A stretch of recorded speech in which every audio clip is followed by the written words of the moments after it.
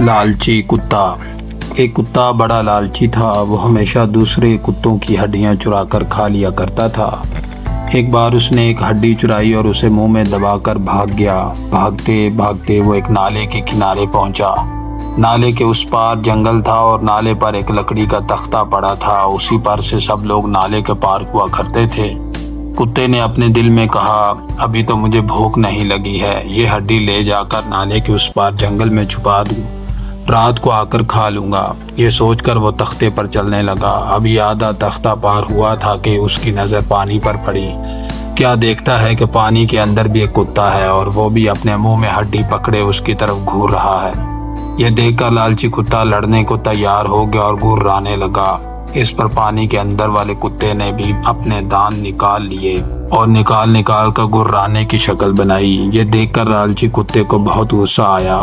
दूसरे कुत्ते को पकड़ने के लिए लालची कुत्ते ने मुंह खोला। मुंह से हड्डी छूटकर पानी में डूब गई।